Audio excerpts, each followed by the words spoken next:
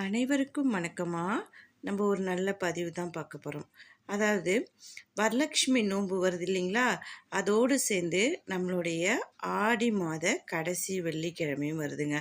ரெண்டுமே சேர்ந்து வர்றதுனால நமக்கு நல்ல விசேஷங்க.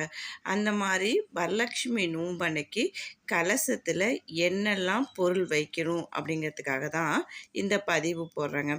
நம்ம வரலட்சுமி நோன்பு இருக்கிறதுனால தீர்க்க சுமங்கலி பலன் கிடைக்குங்க. அது போக நம்ம வீட்டில் செல்வம் இருந்துக்கிட்டே இருக்குங்க. செல்வ வளம் அதிகரிக்குங்க. இதை நம்ம செய்யும்போதே நமக்கு ஒரு நல்ல ஒரு பாசிட்டிவ் வைப்ரேட் கிடைக்குங்க. சரி, இப்போ நம்ம கலசத்துக்குள்ளே என்ன வைக்கலான்னு பார்த்துக்கலாம்.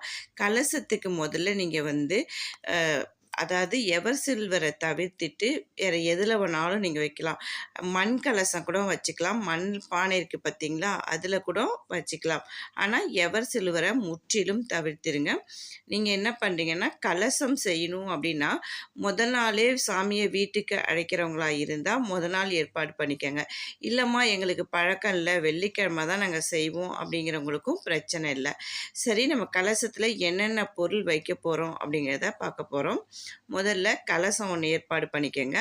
அதில் மஞ்சள் குங்குமம் எல்லாம் வச்சுட்டு மஞ்சள் நூலால் சுற்றிக்கங்க.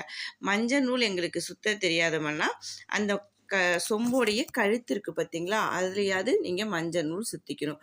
அதுக்குள்ளே என்னென்ன பொருள் நம்ம போட போகிறோம் மங்கள பொருள் அப்படின்னு சொல்லி பார்த்தோம்னா, ஜாதிக்காய், மாசிக்காய், ஏலக்காய், கிராம்பு, பச்சை கற்பூரம், அது போக எலுமிச்சம்பழம், அப்புறம் காதோல கருவமணி போட போகிறோம். அது போக உள்ளே ஒரு கண்மை டப்பா போட போகிறோம். அதுக்கப்புறம் நம்ம வீட்டில் வெள்ளியா தங்கமா எது இருக்குதோ அதை போட போகிறோம். அதில் கொஞ்சம் போல் நம்ம வீட்டில் இருக்கிற ₹1 நாணயம் அந்த மாதிரி கொஞ்சம் போட்டுக்க போகிறோம்.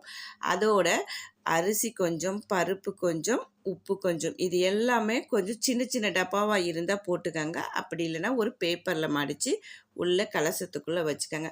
சில வீட்டில் நீரில் வைப்பாங்க கலசம். இது நம்ம நீரில் வைக்காமல் அது உள்ள பச்சரிசியும் சேர்த்துக்கணும். பச்சரிசியை ஃபஸ்ட்டு 3/4 அளவுக்கு நொப்பிட்டு அதில் தான் இந்த பொருளெல்லாம் போட போகிறோம். அது போக போட்டு முடிச்சுட்டு ஒரு தேங்காய் எடுத்துக்கங்க. ஒரு தேங்காய் எடுத்துக்கிட்டு அதை நல்லா அதில் இருக்க அந்த நாரெல்லாம் பிச்சு எடுத்துட்டு மஞ்சள் தடவிட்டு குங்குமம் வச்சுக்கோங்க. குங்குமம் வச்சுட்டு அதன் மேலே தேங்காய் மட்டும் வைக்கிற மாதிரி இருந்தால் வச்சுக்கோங்க. அப்படி இல்லைன்னா அப்புறம் படத்தில் கொடுத்துருக்கேன் பார்த்தீங்களா, அது மாதிரி உங்ககிட்ட முகம் இருந்தாலும் தேங்காய் வச்சு அதோட முகத்தையும் வச்சு பின்னாடி வச்சு கட்டிடுங்க. அவ்வளோதான், அது உள்ளே வச்சு கட்டிட போகிறோம். அதுக்கப்புறம் நம்ம என்னென்ன நகை வச்சுருக்கோமோ அது எல்லாத்தையும் அலங்காரம் பண்ணிக்க போகிறோம். உங்களுக்கு என்ன மாதிரி புடவை மாதிரி கட்ட தெரிஞ்சாலும் கட்டிக்கோங்க. இல்லை பாவாடையாகவே கடையில் விற்கிது, சுவாமி பாவாடைன்னு கேட்டிங்கனாவே தருவாங்க, அந்த மாதிரி கூட வாங்கிக்கலாம். இதை வச்சு கலச பொருளாக வச்சு நம்ம வரலட்சுமி நோன்பு கும்பிட்டோம் அப்படின்னு சொன்னோம்னா நம்ம வீட்டில் இருக்க எல்லா பிரச்சனையுமே தீர்ந்துருங்க. நல்ல ஒரு பாசிட்டிவ் வைப்ரேட் வருங்க. இந்த வருஷம் நீங்கள் எல்லோரும் இதை செஞ்சு பயனடையணும் அப்படிங்கிறதுக்காக தான் இந்த பதிவு. வாழ்க வளமுடன்.